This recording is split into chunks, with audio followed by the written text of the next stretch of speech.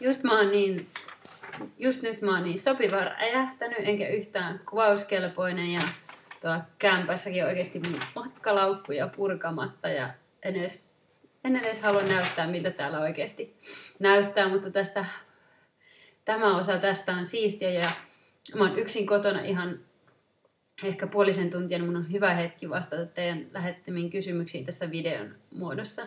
Ekaksi mä yritin viritellä kameraa, että saisi kunnon HD-kuvaa, mutta ei, se oli ihan kamala. Eli vanha tuttu kunnon photobooth meiningillä mennään niihin kysymyksiin, että tästä videosta ei tule ihan puolen tunnin mittainen, koska te olette laittaneet mulle tosi vaikeita kysymyksiä ja pahoittelen jo valmiiksi, että mä varmasti osaan vastata näihin ihan niin hyvin, enkä tarkasti, mutta teen parhaani aika spontaanisti, mä nyt sitten vastailen, että saapa nähdä. Eli kysymykset. Millaisesta elämästä haaveilit 10 vuotta sitten? 10 vuotta sitten mä olin 20-vuotias. Mä varmasti, silloin mulla oli ajankohtaista matkusteleminen, eikä lainkaan perhe, eikä välttämättä avioliitto tai tämmöinen juttu, että mä haaveilin silloin matkustelemisesta. Ehkä mä ajattelin 20-vuotiaana, että 30-vuotiaana sitten mulla voisi olla perhettä tai jotain, mutta semmoisesta mä haaveilin. Miten olet kouluttautunut? Eli mä oon kouluttautunut sillä tavalla, että mä oon käynyt peruskoulun jälkeen audiovisuaalisen viestinnän perustutkinnon, sitten ollut duunissa. Mä oon muuttanut itse asiassa 17-vuotiaana tänne Tampereelle, ollut täällä muutamassa paikassa. Ja sitten mä opiskelin aikuislinjalla kosmetologiksi ja siinä on mun koulut. Elämän koulu, se kaikista tärkein koulu. Mikä on sinun haaveammatti? Itse asiassa mä oon lähiaikoina tosi paljon pohdiskellut tuota kysymystä, että mitä mä haluaisin isona tehdä. Tai mihin mä tähtäisin, mikä olisi se mun ihan täydellinen haaveammatti, niin mä en osaa siihen vastata. Rehellisesti ei missään nimessä, en tiedä. Tai ei missään nimessä, mutta itse asiassa mä ehkä nyt oon vähän siinä haaveammatissa, eli mullahan on oma yritys, mulla on toiminimi ja mä tuotan sisältöä, että jotain sinne päin mun haaveammattini on ja ehkä se tarkentuu tässä matkalla. Mitä töitä teit ennen lapsia vai olitko opiskelija? Eli mä olin juuri täyttämässä 24, kun mä tulin raskaaksi ja siinä kohtaa mä olin valmistunut sieltä kosmetologikoulusta ja mä tein töitä kosmetiikan parissa. Elikkä juuri päättänyt opinnot toukokuussa, tehnyt töitä kesän ja sitten siinä aloin odottamaan Rebekkaa ja jatkoin töitä kosmetiikan parissa. Millaisia unelmia, haaveita, toiveita sulla oli lapsena ja mitkä niistä on toteutunut ja minkälaisia unelmia, haaveita, toiveita sulla on tulevaisuudessa, jotain niin kuin konkreettisia. Eli lapsena mä haaveilin koirasta. Se oli mun suurin haave. Mä sain kyllä marsun, mutta mä en koskaan saanut koiraa. Ja samoin haaveilin mun sisko ja me molemmat sitten otettiin heti koirat, kun me muutettiin omillemme, että kun siihen tuli sopiva tilaisuus. Itse asiassa mulla on ollut, nyt on 3. koira, että mulla oli sen Popo-löytökoira, jonka mä otin Tallinnasta ja sitten oli Mauno, joka kuoli aivan liian pienenä ja nyt on Teppo. Mä en muista mitä muuta lapsuuden haaveita mulla oli. Varmaan mä halusin lapsena kampaajaksi. Ainakin mä muistan, että eläintenhoitaja tai kampaaja oli mun unelma ammatteja. Ja sit, mistä mä nyt haaveilen tulevaisuudessa, niin on konkreettsia isompi koti. Ja sitten ehkä vielä ne reissut, että olisi ihana vaan päästä matkustamaan koko perheellä enemmän. Että se on kyllä ihanaa. Mikä on äitiydessä parasta? Äitiydessä parasta on lapset. Äitiydessä on parasta se, että sä oot ihan super tärkeä ihminen. Tai maailman tärkein ihminen ehkä niillä 2 pienelle tyypille, 1 pienelle tyypille, kuinka monelle kukakin sitten on. Se on parasta. Ja äitiys itsessään. Se, että saa pitää pieniä tyyppejä lähellä ja nähdä, kun ne kasvaa ja olla mukana siinä kaikessa. Että Mä sen kummemmin osaa sitä sanoa. Missä näet itsesi 5 vuoden päästä tai 10 vuoden päästä? Apua. 5 vuoden päästä mä oon 35. Ehkä siinä kohtaa se ammatti tai toimenkuva tai mitä nyt ikinä, mitä mä haluaisin isona tehdä työkseni, on tarkentunut mulle. Ja ehkä en mä mitään suuria muutoksia. 5 vuoden päästä mulla on 10-vuotias ja 8-vuotias lapsi ja apua. Viivihan on nyt sitten jo täysi-ikäinen, että aika hullua. Tai ainakin tulee ihan juuri täysi-ikäiseksi. Ja 20 vuoden päästähän sitten mahdollisesti, että mä oon mummu. Se olisi kivaa. 50-vuotiaana, joo. Onko Miikasta tullut uusia puolia esiin yhteisten lapsien synnyttyä verrattuna yhteiseloon ennen lapsia? No varmasti siitä jotakin puolia on tullut, tai sanotaanko, että jotkut piirteet on entisestään niin kuin korostunut. Että Miika on aina ollut tosi semmoinen rauhallinen ja huolehtivainen, ja sitten mun mielestä kun se touhuilee lasten kanssa, niin nämä piirteet on sitten korostunut, että sillä on tosi pitkä pinna ja se jaksaa opettaa. Ja esimerkiksi vaikka se jaksaa opettaa lapsia opettelen pyörällä polkemista, kun taas mulla ei riittäisi siihen pinna. Mä olisin sillä, että nyt mä en pysty tekemään sellaisia juttuja. Että Miika on parempi semmoisissa hermoa ja pinnaa vievissä jutuissa lasten kanssa. Mitä muita uusia puolia? Ei kai ehkä muita tuu mieleen. Mistä unelmoit?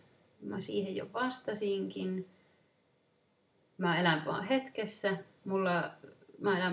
Mä elän todella hetkessä ja viikoissa ja kuukausissa. Et jotenkin mä en tee mitään 10-vuotis, 5-vuotis suunnitelmia.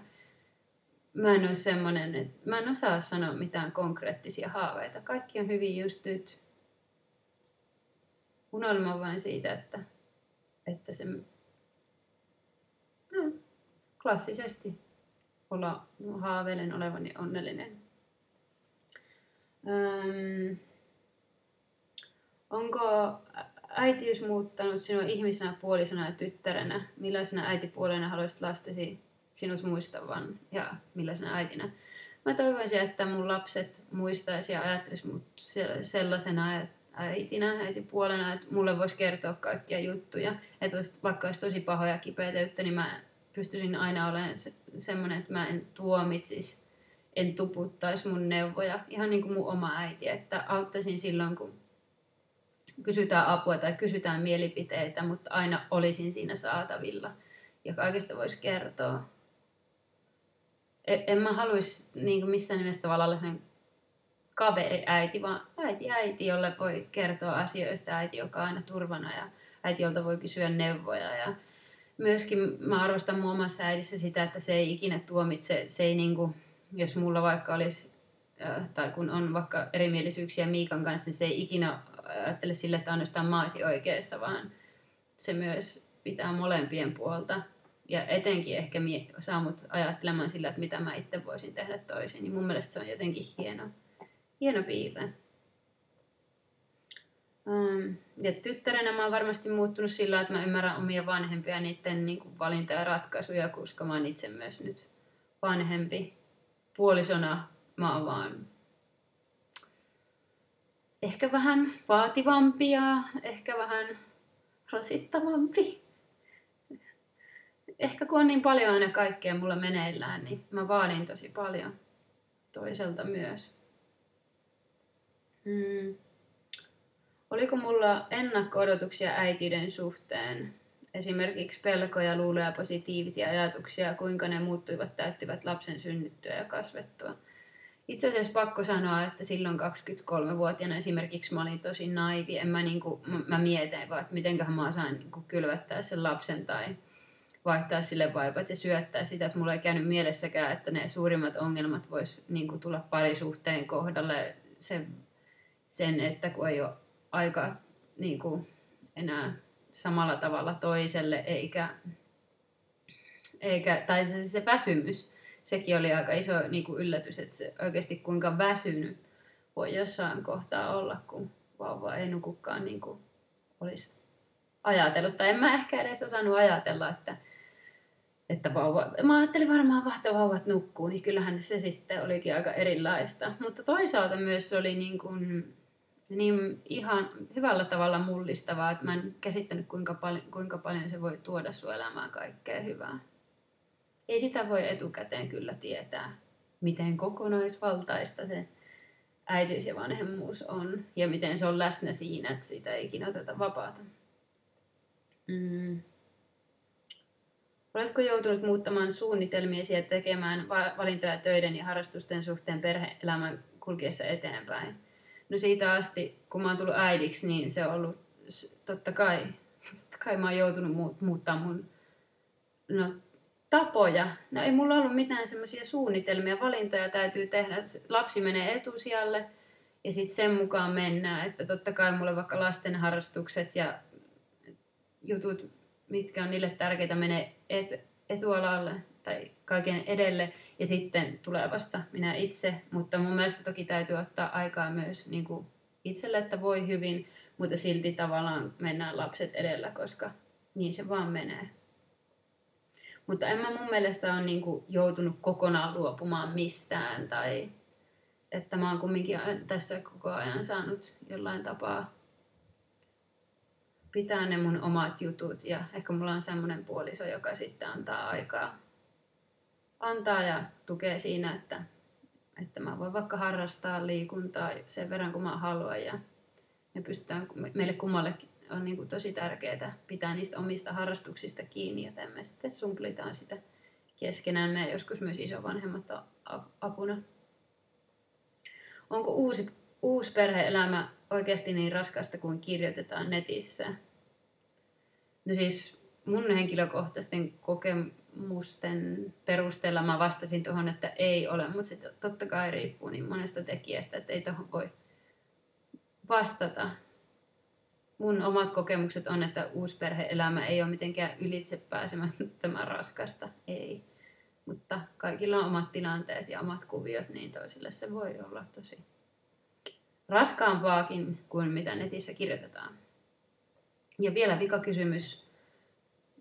Minkälaiset välit sinulla on ex-mieheesi? Elikkä mullahan ei ole ex-miestä, mulla on poikaystäviä, useampi kuin yksi eksä, mutta tämän edellinen eksä, jonka kanssa sit olin pitkään, ainakin 5 vuotta, niin hänen on ihan hyvät välit, että hän ei asu tällä hetkellä Suomessa, mutta mun tietojen mukaan voi hyvin ja aina hänestä välillä kuulen. Ja on kyllä ihan mukava kuullakin ja hän tietää, että minkä nimiset lapset mulla ja mitä mulle kuuluu ja mitä mä teen. Et välillä ollaan yhteyksissä ja sillä lailla, mutta ei mitenkään kamalan usein. Ihan hyvät välit oli siis vastaus tähän vikaan kysymykseen. Ja nyt tämä oli tässä. Täytyy lopettaa. Ja 2. osa tulee, kun kerkeen ja ehdin siinä sitten vähän tuollaisia pinnallisempia kysymyksiä ehkäpä. Tämä oli tosi vaikea. Toivottavasti teille oli mitään iloa tai hyötyä näistä vastauksista. Moi!